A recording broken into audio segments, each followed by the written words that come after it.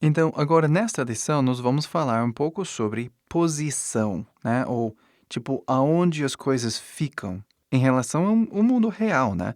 Tá em cima, tá abaixo, tá debaixo, tá ao lado de, esse tipo de palavra ou frase. Como vamos traduzir isso para o inglês?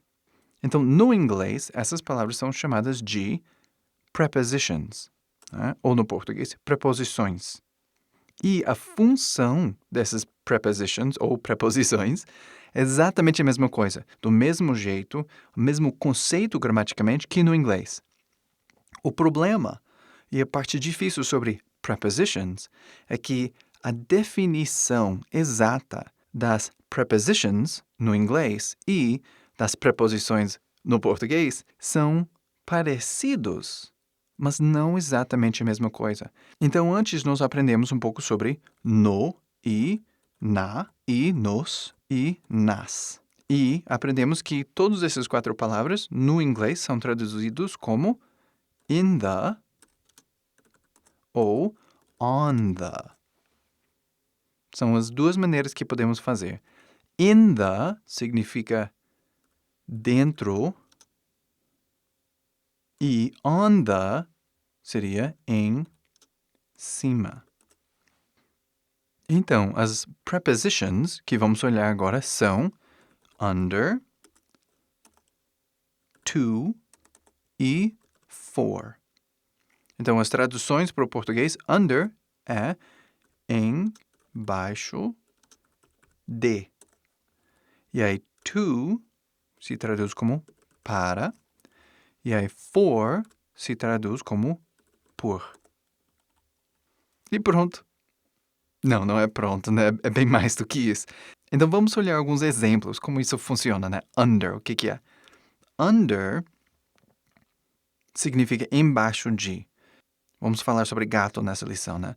O gato está embaixo da mesa. No inglês, isso seria The cat is under the table. Vou ajustar aqui um pouquinho. Fazer um pouco maior. The cat is under the table. Aí tem uma palavra interessante aqui, que é esse the, né? Porque o the não tem um A exatamente aqui dentro. Então, isso é importante lembrar, que falamos lá nas primeiras lições. No inglês, quando você tem uma coisa, por exemplo, uma mesa, que é uma coisa, né? Dá para tocar. Um objeto, você tem que ter um the antes. Então, the cat is under the table. Então, embaixo de sai under, mas você tem que colocar um the antes de mesa, porque é requerido na gramática inglesa. Então, agora vamos olhar um pouco sobre to. Então, to é traduzido como para, mas eu vou falar, sinceramente, isso mais ou menos 50% a 70% das vezes. Tem umas 20% do tempo que to não vai sair ou ser traduzido como para. Vai ser outra coisa, outra palavra. Mas isso é para outra lição, porque aí já está ficando bastante complicado. E aí lembra que uns 50% a 70% do tempo, to vai ser para. Ou seja, normalmente vai ser para. De vez em quando não, mas normalmente vai ser para. Por exemplo, eu vou para a festa. No inglês, I go to the party. Palavra por palavra, exatamente a mesma coisa. Outro exemplo. Sara vai viajar para a Alemanha. No inglês, isso seria Sarah will travel to Germany. Sarah will travel to Germany. Entendeu? É bem simples. Exatamente a mesma coisa. For, tipicamente, se traduz como por. Nem sempre. Mesma coisa que to. 50%, 70% do tempo vai ser por, né? For e por são basicamente a mesma coisa. As exceções, as outras maneiras de usar, nós vamos olhar em futuras lições. Mas, por enquanto, pode pensar assim. For é por. Por exemplo, eu trabalho por meu pai. E aí a tradução, I work for my father. Entendeu? Tranquilo, acabou. Não acabou. Na verdade, vou até criar outra coisa aqui, né? For pode ser pelo, pela, pelos e pelas. São todos no inglês for.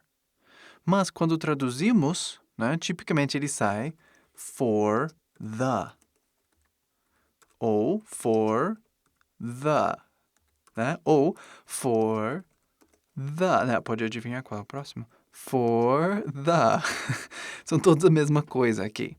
Vou fazer uma conexão aqui para vocês. Então, tipicamente no português, essas palavras aqui são usadas mais. E já no inglês também, né? Assim, essas aqui, né? De for the, é usado mais do que simplesmente for sozinho. Por exemplo, pelo. Ela trabalha pelo governo. Entendeu? She works for the government. Aí, por exemplo, obrigado pela ajuda. No inglês seria thank you for the help. Agora, pelos, no português poderia ser ele pediu perdão pelos maus atos. Que no inglês seria he asked forgiveness for the bad actions. Aí, pelas, poderia falar uma sentença como ela tinha amor pelas filhas. Já no inglês seria she had love for the daughters.